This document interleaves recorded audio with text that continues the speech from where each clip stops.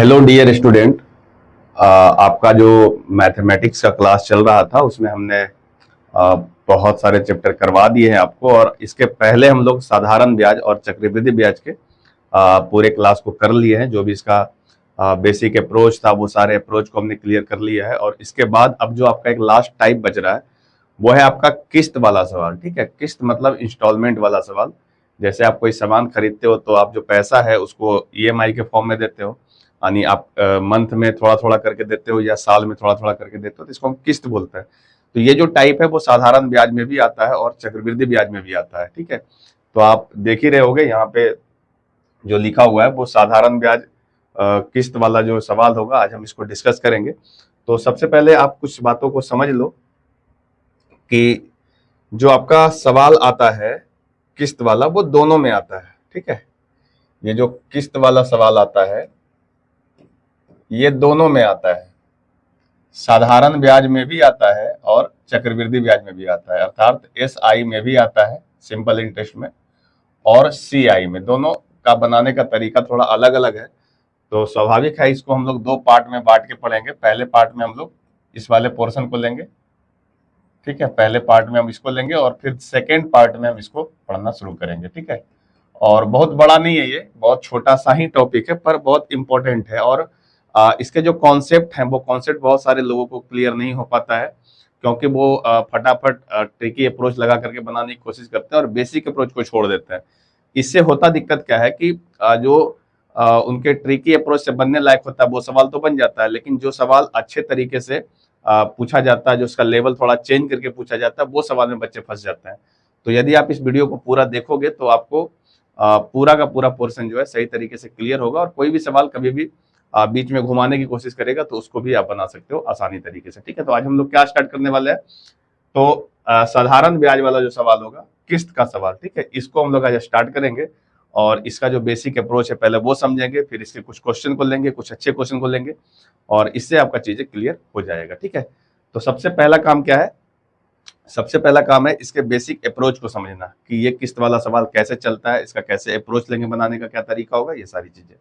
आइए हम शुरू करते हैं, और आज हम शुरू कर रहे हैं किस्त वाला सवाल सिंपल इंटरेस्ट का। ठीक है, क्या स्टार्ट कर रहे हैं, स्टार्ट कर रहे हैं कि किस्त वाला सवाल पढ़ेंगे, लेकिन किसका, सिर्फ आज साधारण ब्याज का पढ़ेंगे। ठीक है, अगले वीडियो में हम लोग चक्रवृद्धि ब्याज का भी पढ़ लेंगे। ठीक है, तो आप किस्त समझ ही गए हो, जब कोई सामान लेते हो तो उसे किस्त के फॉर्म में थोड़ा थोड़ा करके देते हैं, और ये जो किस्त है वो आपका बराबर भी हो सकता है और बराबर नहीं भी हो सकता है। जैसे मान लो कि आपने कोई सामान लिया है और उस सामान का जो कीमत है उसमें जो आपका किस्त बना है वो हर महीने एक समान अमाउंट बना है। जैसे 500 रुपया आप हर महीने दे दो, इस तरीके से 4 किस्त में, 5 किस्त में, तो ऐसे चलता है। तो एक समान भी हो सकता है, और कई बार सवाल ऐसा भी देता है जिसमें किस्त समान नहीं होता, जैसे इस महीने 200 दे दो, अगले महीने 250 दे दो, अगले महीने 3 से दो, इस तरीके से भी किस्त हो सकता है।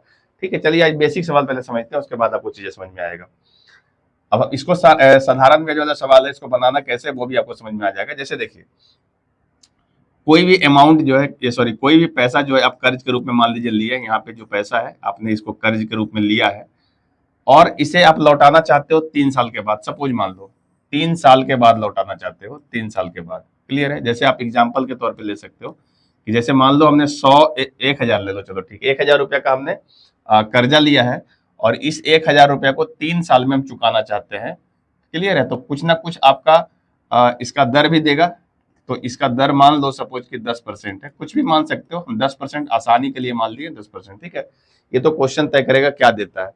अभी हम क्या मान लिए कि 10% इसका इंटरेस्ट रेट है, यानी दर है। 1,000 रुपया आपने कर्जा लियो, यदि आप इस 1,000 रुपया को 3 साल के बाद लौटाए होते सीधा एक बार में, 1,000 आप ले लो, अभी 1,000 कर्जा आपने ले लिया, इस कर्ज को आप सीधा 3 साल के बाद लौटाना चाहते हो, कोई ईएमआई नहीं, कोई किस्त नहीं, सीधा एक ही बार हम 3 साल के बाद इसको लौटाना चाहते हैं, तो कितना रुपया आपको देना पड़ेगा। तो इसको आप ऐसे कहोगे कि देखो 1,000 रुपया तो हमने लिया ही है, तो 1,000 का जितना भी ब्याज बनेगा, ठीक है, तो यहाँ पे हम लोग कितना पैसा लौटाएंगे, तो 1,000 तो हमारा मूलधन है, इसको लौटाएंगे, और साथ में इस 1,000 का जो हमारा 3 साल का ब्याज होगा उसको भी लौटाएंगे। तो ब्याज कैसे निकालते हैं, ब्याज निकालते हैं मूलधन गुने समय और गुने दर बटा 100। आप इसको डायरेक्ट भी निकाल सकते थे, हमने आपको जानबूझ कैसे किया क्योंकि इस अप्रोच का हम आगे इस्तेमाल करने वाले हैं, ठीक है। वैसे आप डायरेक्ट इसका 30% निकाल सकते हो तो 300 रुपया आएगा। इसको आप ऐसे सॉल्व आउट करोगे तो देखो ये 0 0 खत्म हो गया, तो ये 100 तिया 300 आ रहा है, तो ये आपका सब मिला के 1300 रुपया आ रहा है।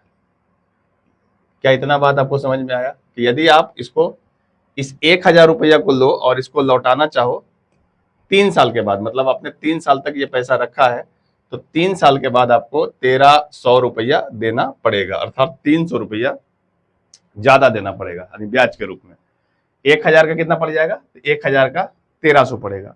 लेकिन यदि इसी पैसे को आप एक ईएमआई के फॉर्म में लौटाते, ईएमआई नहीं बोलो, से इंस्टॉलमेंट बोलो, किस्त के रूप में आप लौटाते, तब क्या होता? किस्त के रूप में लौटाते, मतलब कहने का ये हुआ कि आपने इस 1000 रुपया को लिया और इसे हम 3 किस्त में लौटाते, 3 साल है तो 3 किस्त में लौटाते, जैसे एक किस्त यहां पे दे देते, क्लियर है, एक किस्त यहां पे दे देते 2 साल के बाद, और एक किस्त दे देते तीसरा साल के बाद, ठीक है। ये देखो आपका पहला साल पूरा हो गया, ये आपका दूसरा साल पूरा हो गया, और ये आपका तीसरा साल पूरा हो गया। तो यदि हम थोड़ा थोड़ा अमाउंट, कुछ अमाउंट यहां दे देते, फिर यहां पे दे देते, और फिर यहां पे दे देते, और ऐसे करके चुकाते, तो क्या होता? तो क्या मुझे उतना ही पैसा देना पड़ता या उससे कम पैसा देना पड़ता? तो इसका जवाब ये है कि ऐसे आप 3 साल के बाद लौटाओगे तो 1300 देना पड़ेगा, लेकिन किस्त के फॉर्म में दोगे तो इस 1300 से आपको कम में ही काम चल जाएगा, इस 1300 से आपका कम में काम चल जाएगा। मेरा कहने मतलब ये हुआ कि यदि आप मान लो कि x रुपया करके लौटाते हो 3 बार में, तो आपको देना कितना पड़ा?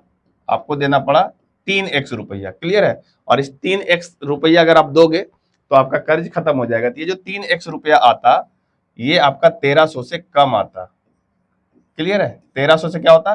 कम आता। इससे क्या होता है? किस्त के फॉर्म में पैसा देने से जो कर्ज देता है उसे भी प्रॉफिट है, और जो कर्ज लेता है उसे भी प्रॉफिट है, क्योंकि उसे उतना पैसा देना नहीं पड़ता है। ऐसा नहीं कर सकता है कोई कि 1300 रुपया आपको देना है 3 साल के बाद, और उससे कहो कि मुझे किस्त के फॉर्म में देना है, तो वो आपसे ऐसा कह दे कि 1300 रुपया देना है, इसको 3 से हम भागा दे देते हैं, जितना अमाउंट आएगा उतना रुपया आप हर साल देते चले जाना। ये कैलकुलेशन गलत है, ऐसे किस्त के फॉर्म में नहीं दिया जा सकता, ये आपको घाटा देगा, ऐसे नहीं करना है, क्लियर है। आपको इस तरीके से अरेंज करना होगा। अब इसको कैसे अरेंज करना होगा, आइए हम इसको समझते हैं कि कितना कितना का किस्त आपको देना चाहिए, ठीक है। देखो समझो क्या कर रहे हैं, ध्यान रखिएगा कि आपको 1300 रुपया लौटाना है, क्लियर है। 3 साल के बाद वो 1300 हो जाता है और आपको 1300 लौटाना था। हम ऐसा मान लेते हैं कि सपोज मान लो कि हम पहला किस्त यहाँ पे 100 रुपया का देते हैं, ये आपका दूसरा किस्त है, ये भी 100 रुपया देते हैं, और ये आपका तीसरा किस्त है, ये भी हम 100 रुपया देते हैं, क्लियर है। तो किस्त के फॉर्म में देने से 300 रुपया ही एक्स्ट्रा लग रहा है, क्लियर है ना। किस्त के फॉर्म में देने से 300 रुपया में आपका काम हो रहा है इसके हिसाब से।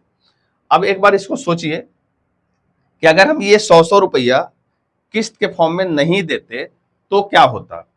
किस्त के फॉर्म में नहीं देते तो देखिए ये होता कि ये जो आपका 100 रुपया है, ये जो आपका 100 रुपया है, ये 100 रुपया का 100 रुपया लौटाना पड़ता लास्ट का ये।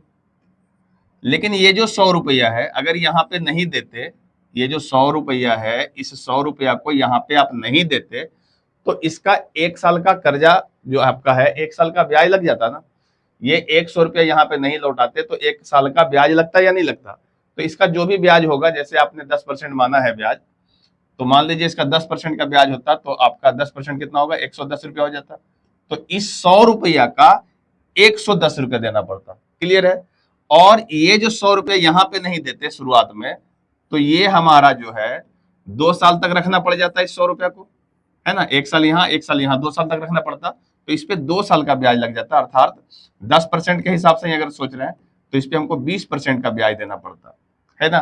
और 20% का ब्याज होता तो कितना हो जाता? ये 120 रुपया हो जाता। इस तरीके से हम ये देख पा रहे हैं कि आपको कितना पैसा देना होता? 0, 2 और 1 3, और 1 1 1 3, 330 रुपया। अब हम ये कहना चाह रहे हैं कि जो पैसा 330 रुपया था जिसे मुझे कर्ज के रूप में लौटाना होता, देखिए समझिएगा क्या बोलना चाह रहे हैं। यहाँ पे आपने कुछ पैसा लिया था कर्जा, और ये कर्जा जो है अगर आप 3 साल के बाद लौटाते तो आपको 330 रुपया देना पड़ता। फिर सुनिए क्या बोल रहे हैं, ये पैसा यदि आप 3 साल के बाद लौटाते तो आपको 330 रुपया देना पड़ता। आप सारे पैसे को रखे रहते और 3 साल के बाद लौटाते, तो आपका मूलधन और ब्याज जोड़ के कितना देना होता? 330 देना होता। लेकिन यदि हम इसे 100-100 रुपया के कर्ज के इंस्टॉलमेंट के फॉर्म में दे दें, 100-100 रुपया के किस्त के फॉर्म में दे दें, तो ये आपका जो कर्जा है, ये कर्जा आपका 300 रुपया में ही हो जाता। कितना हो जाता? 300 में, क्योंकि 100-100 का कर्जा है ना, 100-100-100 3 बार दिए ना, तो 100-100-100 कितना हो गया? 300 रुपया। तो ये अगर इंस्टॉलमेंट के फॉर्म में दोगे तो इस पैसा के बदले आपको 300 रुपया में ही काम चल जाएगा और आपका कर्जा भी टूट जाएगा। तो आप क्या देख पा रहे हो कि यदि हम किस्त के फॉर्म में देते हैं तो 300 में ही काम चल जाता है, और अगर इकट्ठे 3 साल के बाद देते हैं तो 330 में काम चलता है। तो आप देख रहे हो ये पैसा कम है ना। तो आप पैसा को इंस्टॉलमेंट में देते हैं, किस्त के रूप में देते हैं, तो मुझे फायदा होता है। इतना बात समझ में आया? तो यही वो तरीका है, यहाँ पे जो तरीका आ रहा है, इसी तरीके की मदद से आपको सवाल का अप्रोच लेना है। साधारण ब्याज का जब सवाल रहेगा तो आप इसी तरीके से इसको बनाने की कोशिश करोगे। क्लियर है? यहीं पे देख लो, पहले 100 मानोगे, फिर जितना प्रतिशत का दर रहेगा, जैसे 10% है तो 100 का 10% 10 होता है, तो 110 हो गया, फिर इसमें 10 जोड़ेंगे तो 120 हो जाएगा। जितना किस्त कहेगा उतना तरीके से ऐसे जोड़ते जाएंगे। और यहाँ पे जो ये पैसा आएगा, ये आपका टोटल ऋण है। ये आपका क्या है? टोटल ऋण है, टोटल कर्ज है। क्लियर है? और ये जो कर्ज है, ये कर्ज आपका मूलधन प्लस ब्याज दोनों है। मूलधन प्लस ब्याज दोनों जोड़ा हुआ है ये धन। क्लियर है? ये आपका मूलधन प्लस ब्याज दोनों है। लेकिन ये कब का है? किस्त के फॉर्म का नहीं है। ये इकट्ठे जब देते तो वो पैसा है। तो आप इस तरीके से इसको जब इक्वेट कराओगे तो अब आपसे सवाल क्या पूछेगा? सवाल आपसे ये पूछेगा कि आपको ये पैसा दे देगा, मान लीजिए इतना रुपया का कर्ज है, इसे हमें इंस्टॉलमेंट के फॉर्म में देना है, दर आपको दे देगा, पूछेगा कितना कितना का किस्त लौटाना चाहिए, या फिर आपको किस्त दे देगा और दर दे देगा, समय दे देगा, और उसके बाद आपसे पूछेगा कि बताइए वो कर्जा कितना रहा होगा। क्लियर है? आइए हम सवाल पे चलते हैं और इस मेथड का यूज करके हम उस सवाल को बनाने की कोशिश करते हैं। तो सबसे पहला काम है आपके पास, देखो पहला सवाल आ गया। इस सवाल को देखिए क्या कहना चाहता है, और सवाल से ही चीजें समझ में भी आ जाएगा आपको। देखिए तो सवाल क्या बोल रहा है, एक बार पढ़िए सवाल को आप भी। देखो सवाल कर रहा है कि वह वार्षिक किस्त ज्ञात कीजिए। फिर देखिए, अच्छा एक बात आपको बताना भूल गए, थोड़ा सा आपको यहीं पे हिंट दे देते हैं। आपसे जो सवाल पूछेगा वार्षिक किस्त या मंथली किस्त, ये दोनों पूछता है। तो जब आपसे मंथली किस्त पूछेगा, महीने महीने का किस्त, तब आपको थोड़ा सोच के बनाना है। जब आपसे वार्षिक किस्त पूछेगा तो बिल्कुल आसान है, कोई दिक्कत नहीं होगा। ठीक है? तो अब ये वार्षिक किस्त वाला सवाल पहले देखेंगे, फिर हम लोग मंथली वाला पे बात कर लेंगे। अभी क्या बोल रहा है कि वह वार्षिक किस्त ज्ञात कीजिए जो 3 वर्षों में 5% वार्षिक साधारण ब्याज की दर से 3150 के ऋण को भुगतान करेगी। 3150 का ऋण है। 3150 क्या है? ऋण है। और ये जो 3150 है, इसमें थोड़ा सा देखो समय लेंगे ताकि आपको समझ में आ जाए अच्छे से। ये जो 3150 का ऋण है, ये जो ऋण है, ये ऋण आपका टोटल है, इसमें मूलधन भी है और ब्याज भी जुटा हुआ है, और ये इकट्ठे 3 साल के बाद देगा तो इतना रुपया देना पड़ता है। मतलब जो पैसा आपने लिया है उस पैसे को 3 साल के बाद लौटाते तो इतना रुपया पड़ता है, लेकिन हम किस्त के फॉर्म में देना चाहते हैं, और आपसे पूछा कि वो किस्त का वैल्यू क्या होगा। तो हम ये कह रहे हैं कि कितना किस्त देना है, तो 3 साल में है तो 3 किस्त देना पड़ेगा। तो आप क्या करना, पहले 3 किस्त बना लेना, 1 2 3। क्लियर है? और वो किस्त आपका 100 है। किस्त कितना है? 100 है, और ये अंतिम किस्त 100 है। इसके बाद आपको कितना देना है? 5% देना है। तो इसमें 5% निकालेंगे तो 100 का 5% 5 रुपया होता है ना। तो इसके बाद अगला होगा 105, और इसके अगले वाला होगा 110। 3 ही बार लेना है आपको। तो ये आपका ऋण कितना आता? ये ऋण आ जाता आपको 5, यहाँ आ गया 1, और यहाँ आ गया 3, 315। 315 का ऋण है। क्लियर है? जबकि एक्चुअल में जो हमारा ऋण है, एक्चुअल में जो हमारा ऋण है वो 315 नहीं है। एक्चुअल में आपका जो ऋण है वो 351 है। तो हम ये कह सकते हैं कि जिसको हम कह रहे हैं 300, जिसको हम कह रहे हैं कितना, 315, उसका सही मान कितना है? तो उसका सही मान है आपका 3150। 3150। तो आप देख सकते हो कि एक का सही मान क्या होगा? एक का सही मान होगा 350, सॉरी 3150 और बटा 315। इसको आप कैंसिल आउट करोगे तो ये वैल्यू आपको मिल जाएगा 10। ठीक है? अब आपसे पूछा किस्त कितना है, तो यही जो आपका 100 रुपया है ना, यही आपका पहला किस्त है। मतलब इसी को आप किस्त मानोगे, ध्यान रख लो, इसको क्या मानना है? किस्त। 100 का किस्त है, तो 100 का किस्त है, तो 100 का सही मान क्या होगा? ये तो 100 आपका माना हुआ है ना, तो 100 का सही मान हो जाएगा 10 × 100 अर्थात 1000।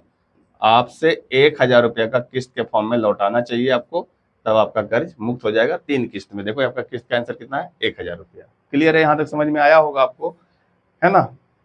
देख लो एक बार सही तरीके से। कितना का किस्त दोगे, तो 1,000 का।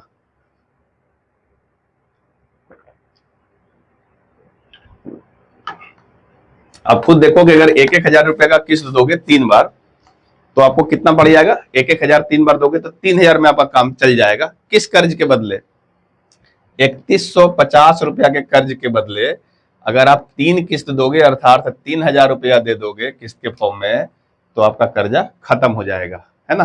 तो इससे आपको फायदा मिलता है किस्त के फॉर्म में देने से, ठीक है? तो यही अप्रोच होगा जब आपका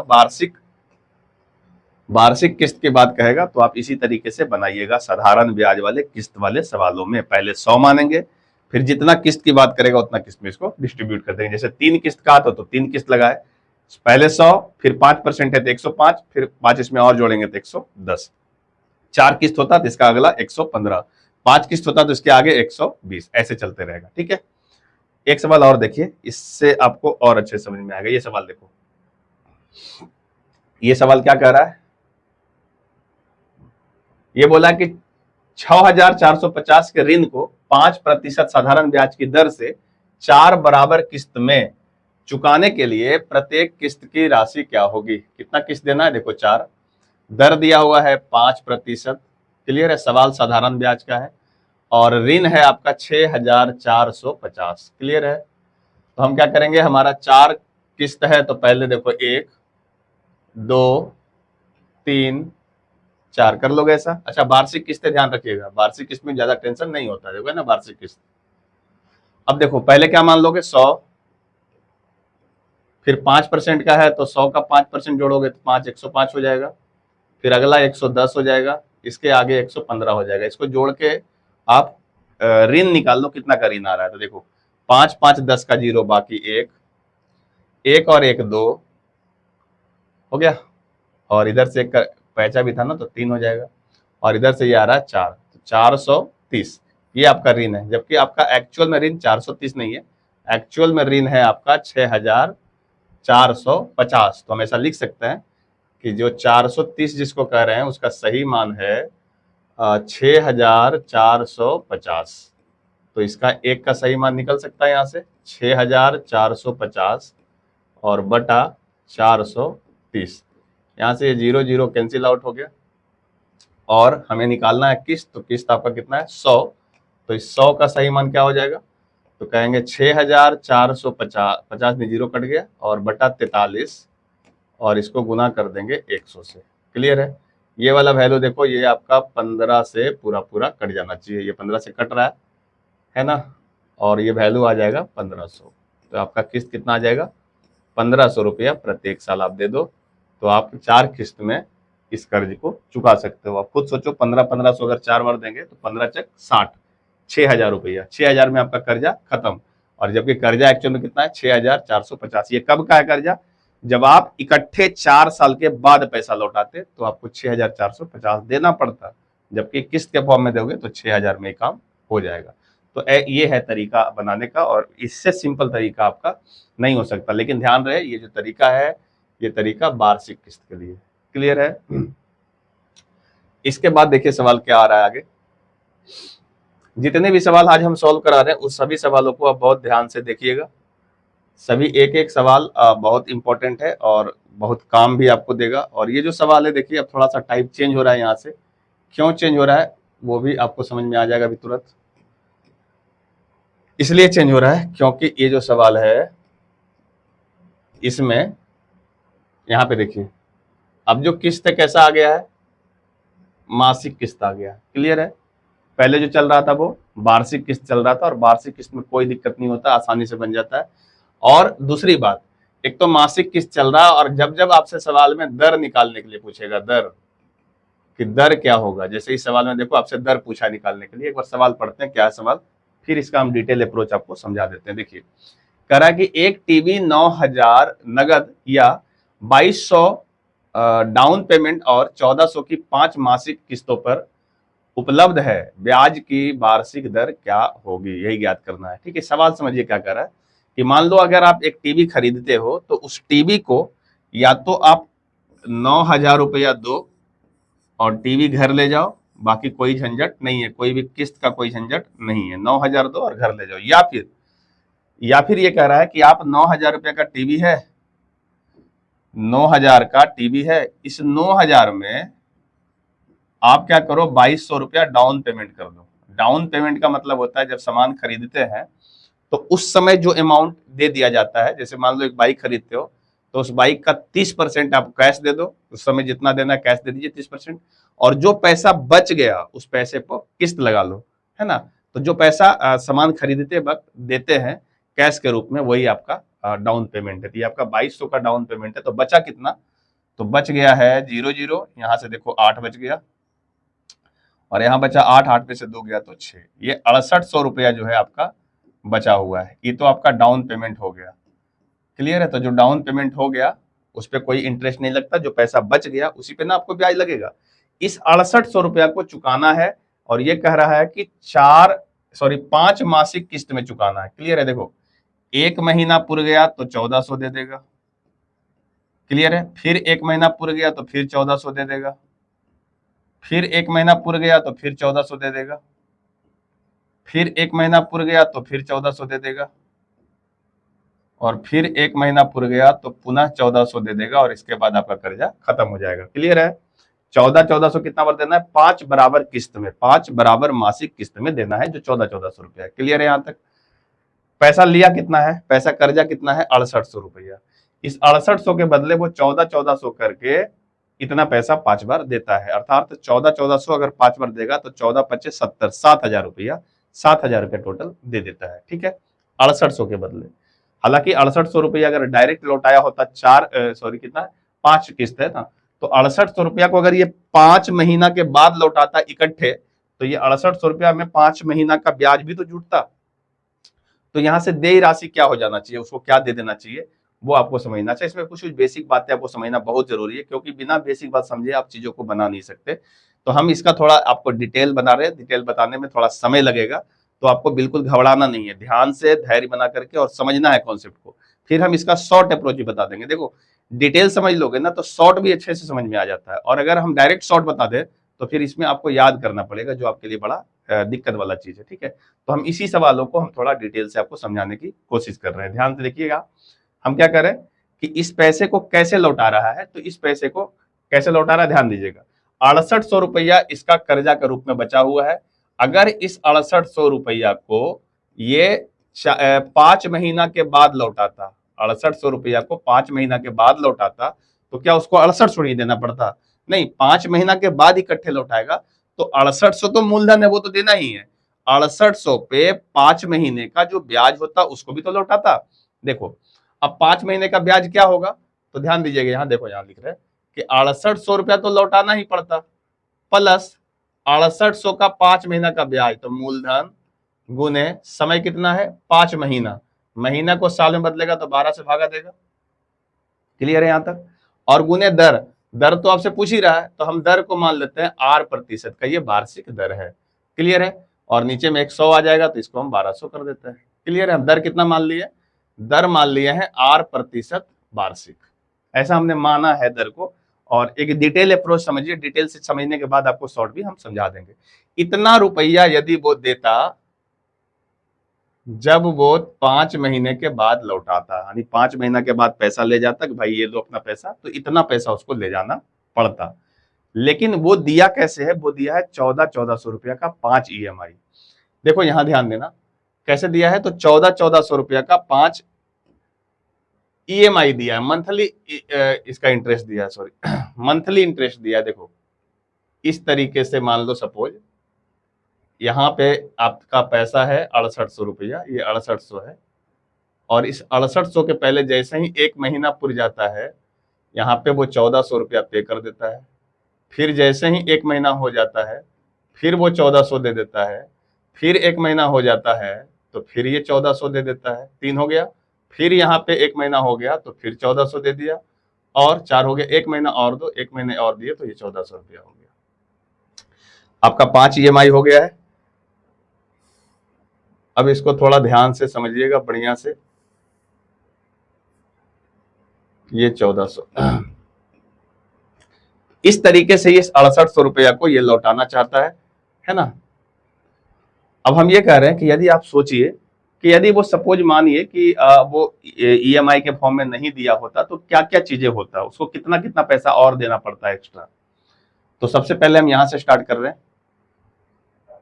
यहां से देखिए, अगर ये 1400 यहां नहीं देता, ये 1400 रुपया यहां नहीं देता, तो इसको एक्चुअल में कितना लौटाना पड़ता। तो हम ये कह सकते हैं कि देखो 1400 रुपया तो इसका मूलधन के रूप में देना ही पड़ता अगर यहां नहीं देता तो। अब प्लस इस 1400 पे 1 2 3 4 महीने का ब्याज भी देना पड़ता। अगर ये पैसा यहां पे नहीं लौटाते, लास्ट में जाके लौटाते, तो 1400 रुपया का 4 महीने का ब्याज भी तो जुट जाता। तो 1400 का 4 महीने का ब्याज क्या होगा, तो यहां लिख रहे हैं 1400 प्लस ब्याज होता है मूलधन गुने समय, समय कितना कह रहे हैं 4, और दर इसका आर माने हुए हैं, और बटा 100। और ये 4 महीना में है तो उसको हम साल में बनाएंगे, तो साल बनाएंगे तो 12 से भागा दे देंगे ना, तो 12 और 100 नीचे आएगा तो 1200। इतना पैसा लौटाना पड़ता यदि हम ये पैसा यहां पे नहीं देते तो। उसी तरीके से यदि मान लो कि ये वाला पैसा यहां पे हम नहीं देते तो मुझे कितना लौटाना पड़ता, जरा ध्यान से देखिए। इस पैसे के बदले मुझे देना पड़ता 1400 रुपया का मूलधन प्लस 3 महीने का ब्याज, मूलधन गुने समय गुने दर और बटा 1200। 3 महीने का ब्याज, 1 2 3 महीने का ब्याज, इतना लौटाना पड़ता इस पैसा के बदले। उसी तरीके से अगर हम इस पैसे की बात करें कि ये पैसा यहां नहीं देता तो कितना लौटाना पड़ता, तो हम कह सकते हैं कि 1400 ये देना पड़ता प्लस इस 1400 का 2 महीने का ब्याज लौटाना पड़ता। ये वाला 100 की जगह 1200 हो जाएगा, क्योंकि महीना है तो इसको साल में बदले होंगे तो 12 भी नीचे आया होगा ना, इतना लौटाना पड़ता। और यदि ये पैसा यहां पे नहीं देते तो इस पैसे के बदले मुझे कितना देना होता, तो 1400 ये प्लस 1400 का 1 महीने का ब्याज, 1 महीने का ब्याज, और लास्ट का जो ये आपका 1400 बचा हुआ है, इस 1400 पे कोई ब्याज नहीं लगता क्योंकि ये लास्ट का है, और लास्ट में 1400 का 1400 ही देना पड़ता, यानी 1400 देना पड़ता और इस पे कोई ब्याज नहीं लगता क्योंकि समय बचा ही नहीं है ना। इतना पैसा देना पड़ता यदि हम किस्त के फॉर्म में पैसा नहीं लौटाते तो ये जो टोटल पैसा आपका आ रहा है, ये जो टोटल पैसा आ रहा है, ये वही पैसा है ना जो इकट्ठे आप 5 महीने के बाद लौटा रहे हो। तो ये पैसा और ये सारा पैसा जोड़ देंगे तो दोनों बराबर होना चाहिए। एक बार करके देखते हैं बराबर और फिर देखते हैं क्या चीजें आता है। तो इसको जोड़ना बहुत आसान है, ध्यान से हम जोड़ेंगे। देखो यहाँ सबसे पहले ये 1400 जो है यहाँ पे, ये सारे 1400 को जोड़ लेंगे एक बार, तो कितना 1400 है देखिए, 1 2 3 4 5, 14 5 70, यानी 7000 ये आ गया, प्लस इन सबको जब जोड़ेंगे तो इसमें 1400 और बटा 1200 है ना, तो 2 जीरो तो यहां से कैंसिल आउट ही हो रहा है, सब में हो जाएगा, ये 2 जीरो सब में कैंसिल आउट हो जाएगा, और बचेगा 14 बटा 12, 14 बटा 12 सब में है तो सबसे कॉमन निकाल लिए, और बचा लास्ट में कितना, लास्ट में बच गया 4R, यहां से देखो 4R plus 3R plus 2R plus R, यही इतना बचा होगा। ध्यान से देखो, इसमें 4R बचा, इसमें 3R, इसमें 2R, इसमें R, उसमें तो कुछ है ही नहीं, इतना ही बचा होगा। यही पैसा आपको लौटाना पड़ता, ये पैसा और ये पैसा दोनों आपस में क्या है, बराबर है। ये जितना भी पैसा है यहां से लेके यहां तक, ये सारा पैसा, ये वाला पैसा और ये वाला पैसा दोनों आपस में क्या है, बराबर होना चाहिए, हाँ कि ना। एक बार दोनों को बराबर करते हैं और उसके बाद R निकाल के आपको दिखाते हैं कि कैसे R निकलना चाहिए, ठीक है। आपको बिल्कुल घबराना नहीं है, सवाल एग्जाम में ऐसे नहीं बनाना है, पर हमारा जो कॉन्सेप्ट है वो तो क्लियर हो जाना चाहिए ना। एक बार कॉन्सेप्ट क्लियर होगा फिर इसका शॉर्ट अप्रोच ही बताएंगे और शॉर्ट अप्रोच चुटकी में बन जाएगा। है ना। तो उस शॉर्ट अप्रोच में आपको पता चलेगा हाँ यही करना चाहिए तो मुझे जल्दी आंसर आएगा, फिर आपका दिमाग नहीं भटकेगा कि डिटेल में चले जाते हैं। डिटेल वाला चीजें में फायदा क्या करता है कि अगर कोई सवाल इधर उधर घुमाएगा ना तो आप उसको इक्वेट करा के तुरंत आंसर बताओगे। चलिए आइए देखिए हम इसको बराबर करके दिखाते हैं कि क्या होगा बराबर। तो इसके पहले वाला पेज में क्या लिखा हुआ था, ये लिखा हुआ है 6800 प्लस 6800 का 5 महीने का ब्याज, ये लिखा हुआ है। तो हम यहाँ लिख रहे हैं 6800 प्लस 6800 का 5 महीने का ब्याज, तो 5R और बटा यहां से 1200 आएगा। ये जीरो का जैसे काम नहीं हटा सकते हो, बराबर। इधर कितना आया जरा एक बार देख लो, सॉरी इधर जो आया होगा ये आया देखो 7000 प्लस 14/12, 7000 प्लस 14/12 मल्टीप्लाई, और इधर कितना बचा हुआ था तो 4R प्लस 3R, 7R, 7 और 2 9 और 9 और 1 10R, तो यहाँ पे बच रहा है 10R। ये दोनों को हम सॉल्व करेंगे जिससे आपका R का वैल्यू आ जाएगा, और सॉल्व करना बहुत आसान है। ध्यान रखो ये 7000 है, ये 6800 है, तो ये 6800 उधर जाके घट जाएगा तो कितना आ जाएगा, बच जाएगा यहाँ से 200। 700 में 6800 गया तो 200, और इधर बचा हुआ है आपका कितना वो देखिए, इधर बचा हुआ है आपका 68 पचे कर लेते हैं तो ये आ गया 8 पचे 40, यहाँ देखो 8 पचे 40, बाकी 4 और 6 पचे 30 और 4 34, तो 340R बटा 12, और इसमें माइनस हो जाएगा इधर से देखो 140R बटा 12। अब यहां से इसको हम अगर घटाएंगे तो ये देखो 340 में 140 चला जाएगा तो ये बचेगा 200R बटा 12 बराबर 200, तो ये 200 और ये 200 यहां से खत्म हो गया, तो R बराबर आ गया 12%। तो जो दर आपसे पूछा गया था वो दर कितना होगा, 12%। जरा क्वेश्चन देखिए, क्वेश्चन क्या था, क्वेश्चन आपका यही था।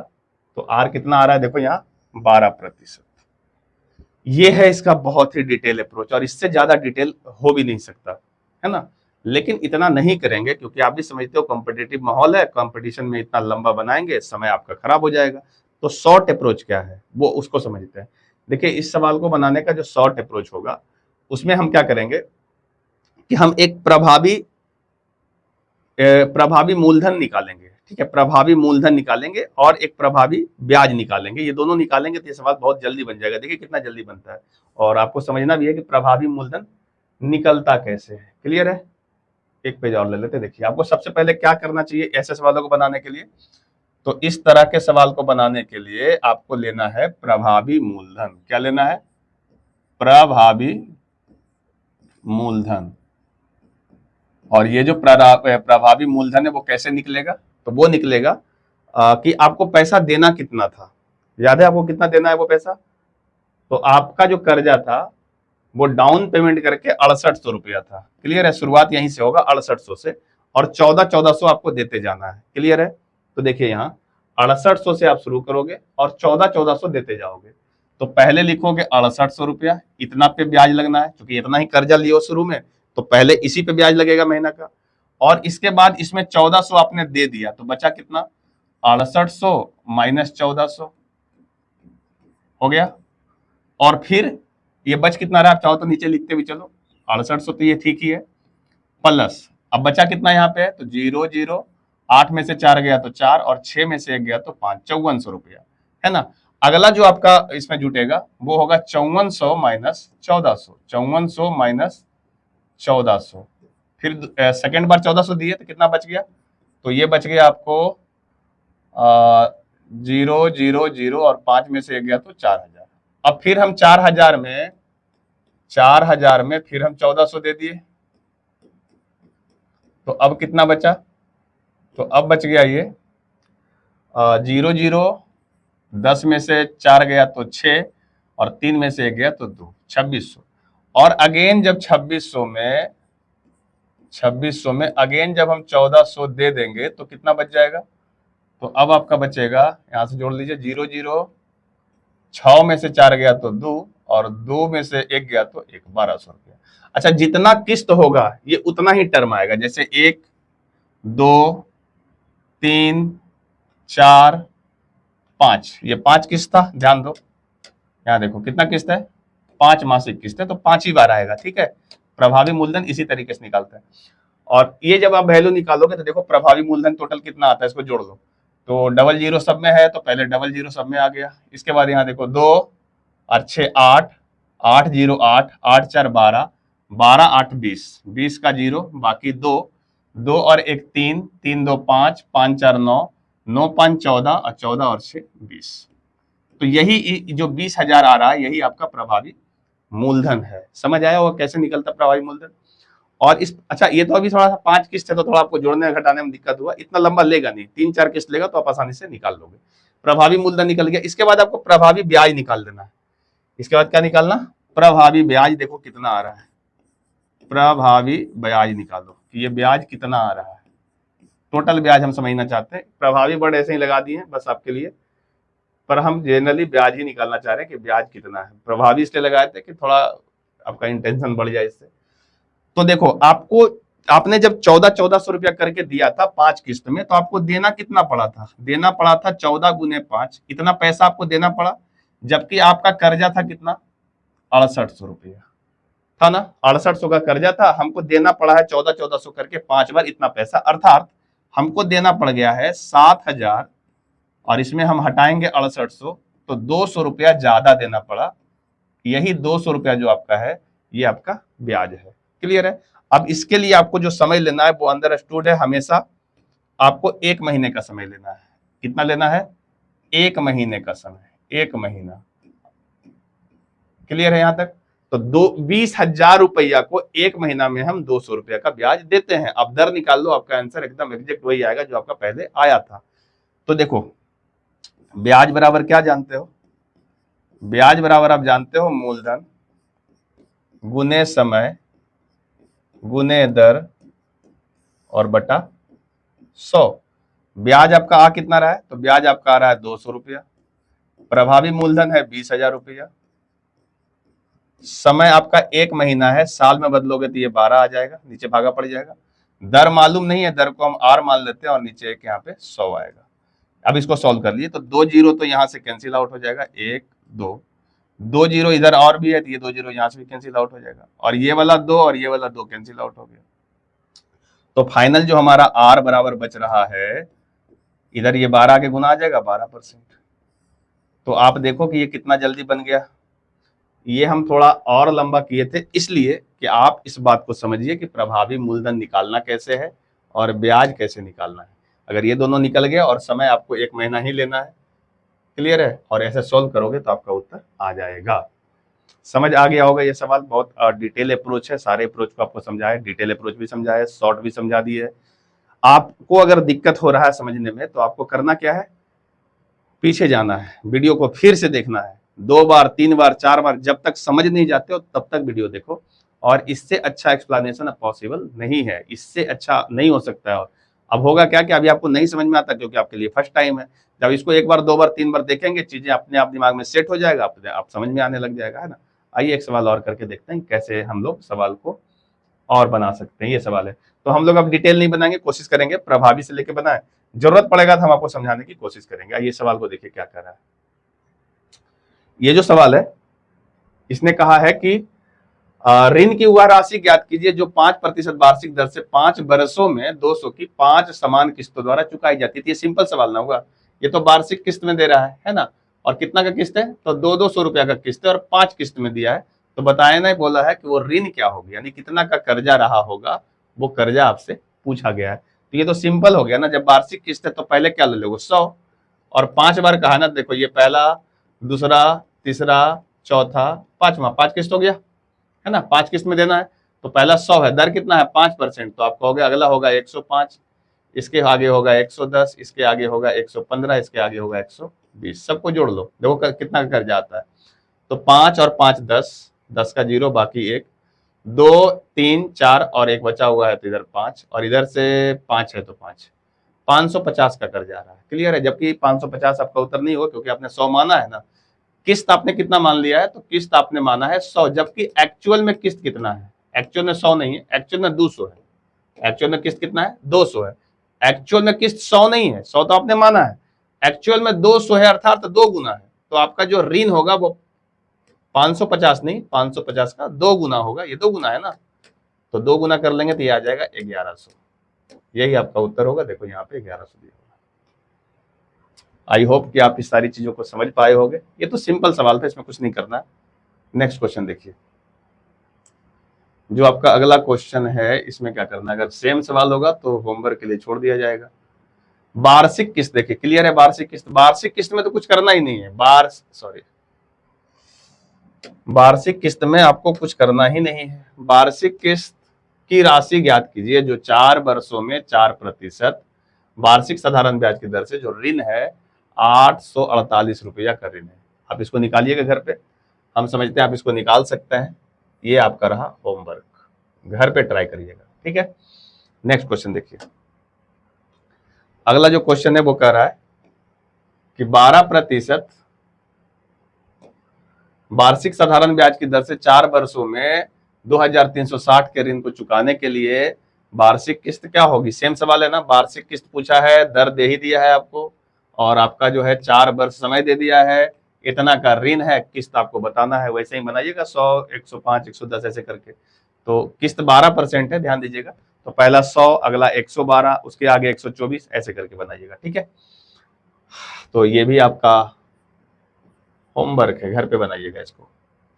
नेक्स्ट क्वेश्चन देखिए, जो सवाल अच्छे होंगे उस पर हम डिस्कस करेंगे, जो सवाल सेम होंगे उसे आप घर पे ट्राई करोगे। क्या कह रहा है कि किशोर 2400 नगद या 1000 डाउन पेमेंट और 800 की 2 मासिक किस्तों पर एक सूट खरीदता है, दर ज्ञात कीजिए। यहाँ पे सेम सवाल है, दर निकालने बोला, प्रभावी मूलधन निकालना पड़ेगा और प्रभावी ब्याज निकालना पड़ेगा, और 1 महीने से इसको कैलकुलेट कर लेंगे। देख लो ये मासिक है ना, मासिक किस्त कर रहा है। जब मासिक आएगा तभी आपको प्रभावी वाला काम करना है, और आपसे दर पूछेगा, ध्यान रखिएगा, ठीक है।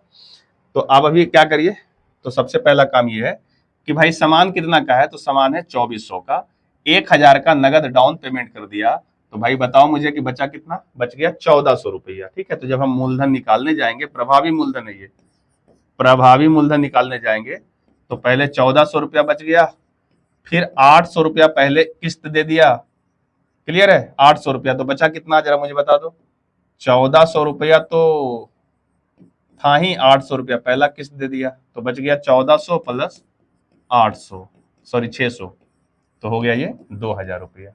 2000 रुपया इसका प्रभावी मूलधन है। कहोगे इसके आगे अगला किस्त क्यों नहीं जुड़ रहे हैं, क्योंकि आपको 2 ही किस्त में ना जानना है, 2 ही किस्त है ना, तो एक आपको बोले था ना जितना किस्त होगा यहीं से स्टार्ट करेंगे और 2 ही बार जोड़ेंगे, तो 2 बार जोड़ लिया इसको, तो ये आपका आ गया 2000 रुपया।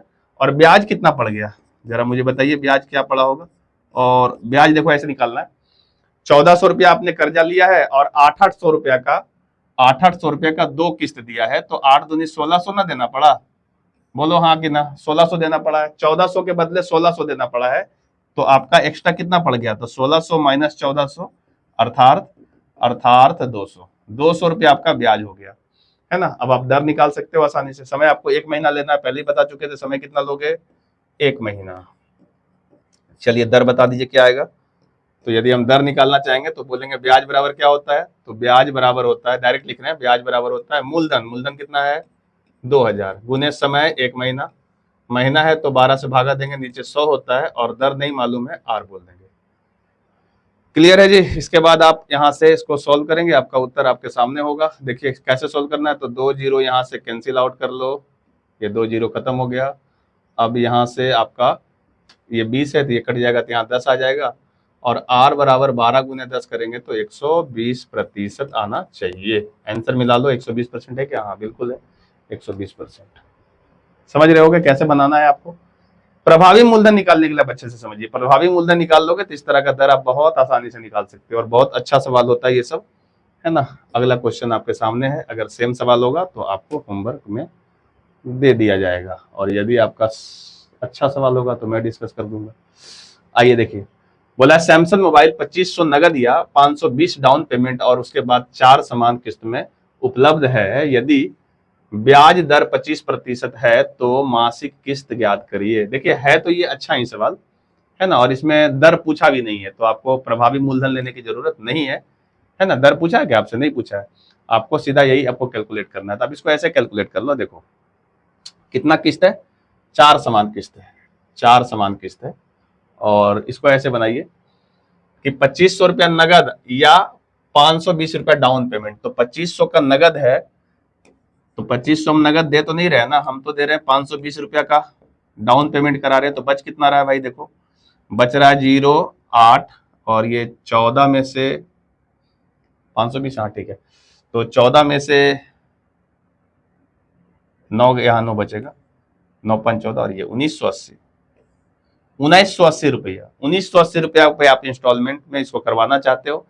और आप एक बात सोचिए कि अगर 1980 रुपया आप ले लेते हो और इसको अगर आप किस्त के फॉर्म में नहीं देते और डायरेक्ट इसको लौटाना चाहते, तो 4 महीना में, है ना, 4 महीना में मासिक किस्त, ध्यान रखिएगा, 4 महीना में आप कितना रुपया उसको देते डायरेक्ट, 4 महीना में, किस्त नहीं, 1980 रुपया का 4 महीने का कितना हो जाता मिश्र धन। तो आप इसको निकाल भी सकते हो बहुत आसानी से। देखो 1980 रुपया है ना, 1980 तो देना ही पड़ता, और साथ में 1980 का 4 महीने का ब्याज, 4 महीने का ब्याज, तो 4/12 करेंगे, नीचे 1200 आएगा, और इसका जो दर है वो 25% है। ऐसे समझ गया होगा हम क्या समझाना चाह रहे हैं। ये आपका मूलधन है और ये इसका ब्याज, इतना सब जोड़ोगे तो कितना आएगा, तो आप इसको जोड़ो 1980 और प्लस इसको आप काट लेना, तो 25×100 होता है ना, 25×100 होता है ना, 25×100, तो ये 12 बार में कट रहा है नीचे, क्लियर है, नीचे 12 ही बचेगा। और इसको जब आप 12 से भी कैंसिल आउट कर लेना और इसको सॉल्व करेंगे तो कितना आ जाएगा, देखो 12 से ये कट रहा है, 12 एकम 12 बच गया यहाँ से 7 यानी 78, तो 12×6 72, 12×7 84 होता है, 12×6 72, 6 बच गया, 12×5 60, 165। इसको हम जोड़ेंगे 165 जब इसमें, तो ये वैल्यू आ जाएगा कितना, तो 5, 814 का 4 बाकी 1, 9 1 10 1 11 और 1 और 1 2, 2145 रुपया। भाई देखो ऐसा है कि अगर आप 1980 रुपया पर बाकी रखते हो और इसको सीधा आप 4 महीने के बाद लौटाना चाहो, तो आपको 2180 रुपया देना पड़ता।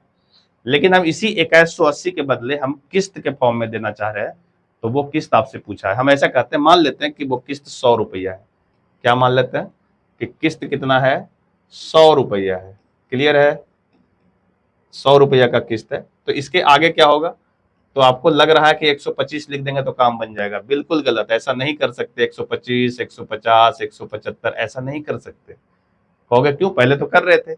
इसलिए नहीं कर सकते कि भाई किस्त का जो कैलकुलेशन है वो मासिक हो रहा है, और ये जो दर दिया हुआ है वो आपका वार्षिक है, 25% वार्षिक है, 1 साल का है ये। तो आप मुझे बताओ कि अगर ये 1 साल का है तो महीने का कितना होगा, तो कहोगे महीने का तो ये 25/12 होगा ना। तो आप इसको ऐसे नहीं कैलकुलेट कर सकते, ऐसे करोगे तो ये सारा मामला गलत हो जाएगा, क्लियर है।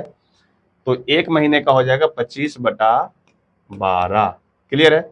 अब देखो यहां से ये 100 प्लस 25/12 यहां जुटेगा, फिर ये 100 प्लस, अब ये 50/12 जुटेगा, फिर ये 100 और ये 75/12 जुटेगा। इतना आपको देना पड़ेगा, समझ आया क्या बोले। हर महीने इस तरीके से बढ़ता है ये चीजें। अब इसको आप कैलकुलेट करोगे तो ये वैल्यू आ जाएगा आपका 400 प्लस, इधर से हम जोड़ेंगे तो ये कितना आता है, देखिए 12 इसका एलसीएम होगा, और 75 और 25 ये 100, 150, 150/12 आ रहा है, 150/12, इतना रुपया आपको देना पड़ेगा।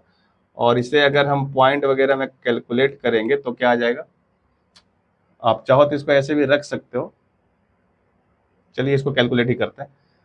12 को इसको कैंसिल आउट कर लें, चलो ये 6 हो जाएगा और ये 75 हो जाएगा, और अगेन 3 से कट रहा है तो ये 3 दूनी 6 हो गया, और ये 3 से कटेगा तो 25 हो जाएगा, तो 25/2 आएगा तो 12.5, अर्थात ये आ रहा है 412.5 रुपया। टोटल इतना रुपया का ऋण है, और ये जो दोनों ऋण है ये दोनों आपस में बराबर होगा, क्लियर है, इक्विवेलेंट होगा, बराबर नहीं कहेंगे। तो इसको जब हम कैलकुलेट करेंगे तो हम लिख सकते हैं 412.5 इक्विवेलेंट है 2145 के, तो हम 100 इक्विवेलेंट निकाल देंगे तो किस्त का पता चल जाएगा। ये हम करके देखते हैं। 412.5, 412.5 को हम लिख सकते हैं, कितना था, 2145, 2145। तो हम इसको अगर सॉल्व करें एक इक्विवेलेंट तो ये वैल्यू आ जाएगा 2145 और बटा 412.5।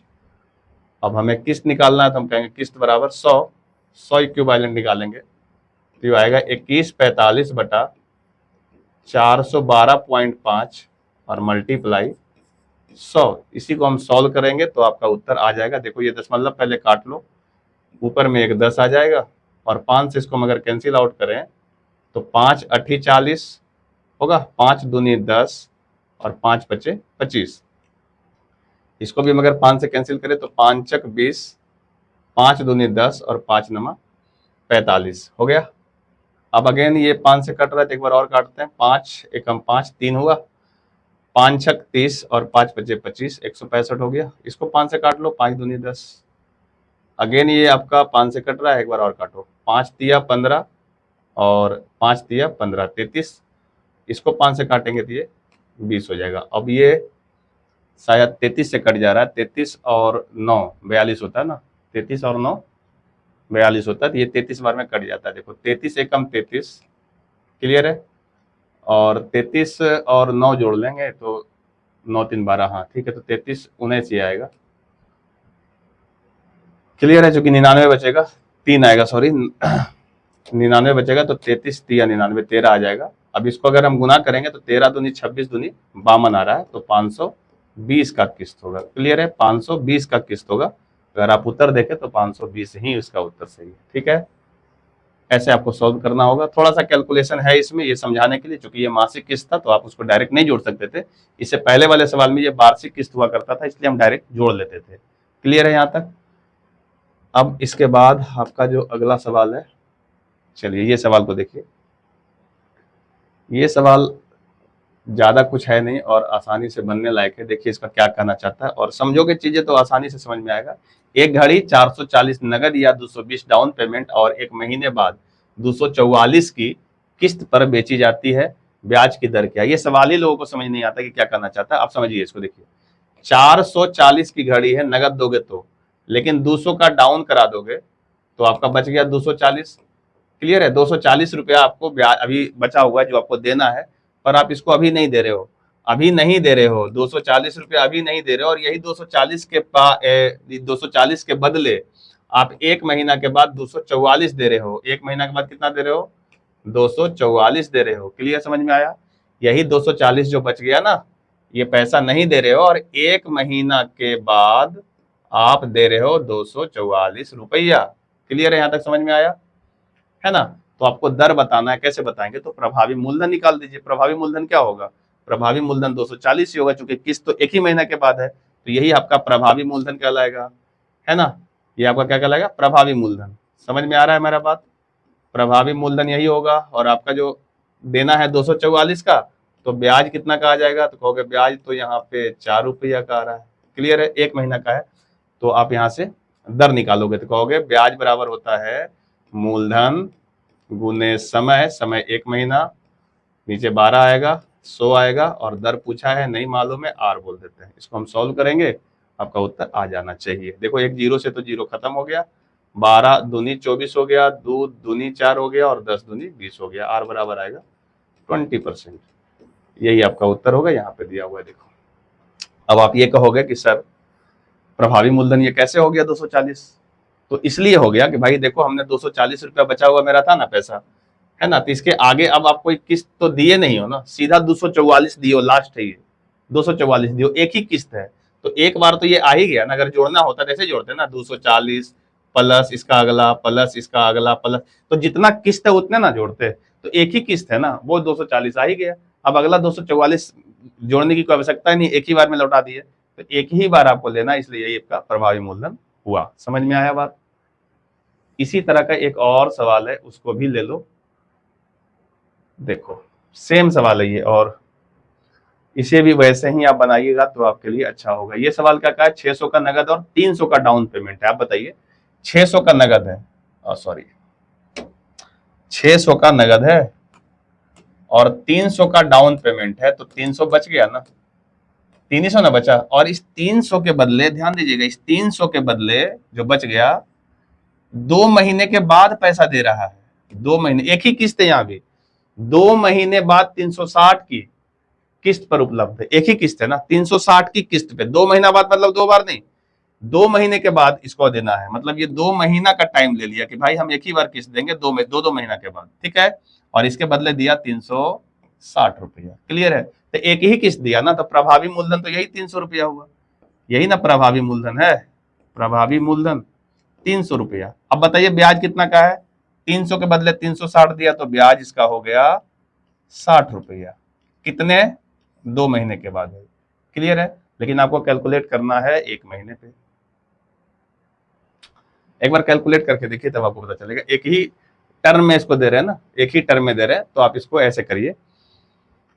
देखो 60 का ब्याज है, ब्याज बराबर मूलधन, मूलधन कितना 300 गुने समय और गुने दर आर बटा 100, सॉरी 12 आएगा एक, उसके बाद 100। क्लियर है यहां तक? तो इसे अब आप सॉल्व करोगे तो देखो यहां से ये वाला खत्म हो गया 0 0, और ये 3 से इसको काटोगे तो ये आपका आएगा 20। हाँ ठीक है, 20 नहीं 20, हाँ ये 20 ही आएगा, सॉरी। और ये सॉरी ये आपका जो एक लिए हो ना, एक ही टर्म में दिए हो ना, 2 महीना का ब्याज है ना। अगर आपका EMI होता तो 2 2 महीना पे देता, लेकिन पैसा उतना था नहीं ना, एक ही किस्त में खत्म हो गया, तो एक टर्म में 2 महीना, तो आपको एक टर्म पूरा लेना है। तो यहाँ एक नहीं लोगे, यहाँ पे 2 लोगे। ध्यान रखना इस चीज को, ये आपके लिए कंफ्यूजन हो सकता है। इसके पहले हमने 1 महीना इसलिए लेते थे क्योंकि वो मासिक किस्त था, एक एक महीना पे किस्त चल रहा था, नहीं हर एक टर्म का 1 महीना था। यहाँ पे एक टर्म का महीना 2 महीना है, तो हमने 2 ले लिया यहाँ से। ये वाला देखो 10 से कट जाएगा और ये 12 से गुना हो जाएगा, तो आर का वैल्यू आ जाएगा 120%। समझ आया होगा?